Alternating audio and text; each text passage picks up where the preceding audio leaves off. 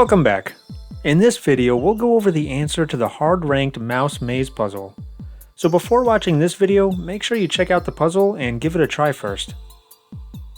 This time, we only have two top solvers, Adam Callanan and Matt Steffens.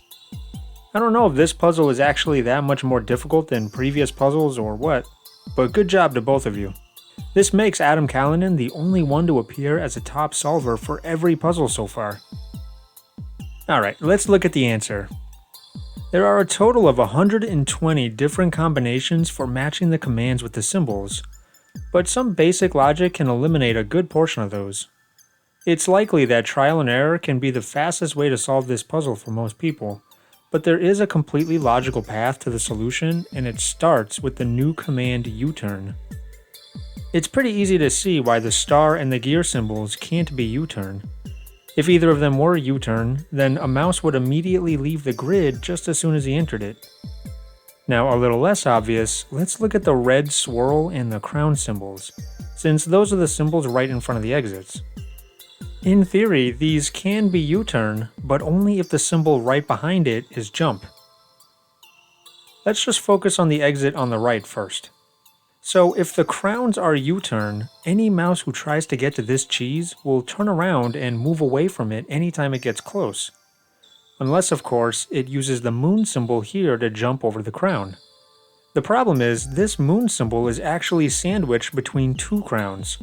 So if the crowns are U-turn, there's no way to actually use this moon to jump to the right toward the exit. We'd have to also jump over the crown to its left. But the symbol to the left of that crown is different. We can't make swirls and moons both jump. So just by looking at the pattern of these four symbols leading up to the exit, we can deduce that crowns can't be U-turn. Something similar happens when we look at the pattern of symbols leading up to the exit on the bottom too. The only way for the red swirls to be U-turns is if we're able to jump over this tile with the gear symbol right above it. But there's two gears in a row, so if gears are jump, then this first gear will force us to jump over the one we actually need to use. Maybe if there were three gears in a row it could work, but there's not. So again, the pattern of four symbols leading up to the exit here allows us to deduce that this tile before the exit, the swirls, can't possibly be U-turn. Now we've eliminated 4 of the 5 symbols as possibilities for U-turn. There's only one left that it could be, the moon symbol. Now that we know the moon symbols are all U-turn, that has a significant impact on the grid. Because there's a wall of moon symbols that completely stretches from the top of the grid to the bottom, the maze is divided into a left part and a right part. The mouse on the left here enters the grid in the left part, but both of the exits are in the right part.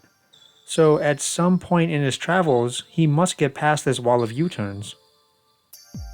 And the only possible way to get past a wall of U-turns is by jumping over it.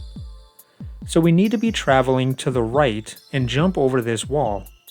If we don't use the star to jump over it from the very beginning, then we'll need to use the swirl or the crown. But we can see this is impossible even in theory, since each of those symbols are in pairs side by side. We'd need to turn right and then jump, but since the symbols are the same, we can't do both. So we'll need to use the star to jump over the moons. This mouse will do that as soon as he enters the grid, and then he'll land on this gear symbol that's sandwiched between two moons. We can't be sure exactly which command the gears should be, but from this we can be sure it's not go straight. If it were go straight, he'd be stuck making U-turns back and forth between these two moons forever. And there's one more clear deduction we can make thanks solely to the fact that the moons are U-turns. If we look again at the line of symbols leading up to the exit on the right, we can see the crowns can't be go straight either. Working backwards from the exit, we'd hit a very problematic U-turn. It can't be jumped over either, since the symbol to its left is also a crown.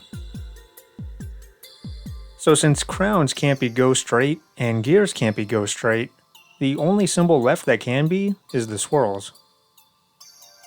And if we keep our focus on the crown symbol here, working our way backward from the cheese, we can see the crowns can't be turned left. Otherwise, we'd end up off the grid. So crowns must be turned right, and by process of elimination, gears must be turned left. It looks a little bit complicated, but here's the path the mouse on the left takes to get to the cheese on the bottom. And here's the path the mouse on the top takes to get to the cheese on the right. Thanks for watching, everyone. We have just one more set of puzzles left for Season 1 of the Trichotomy puzzles. That'll start next week. Hope to see you there, and until then, happy puzzling.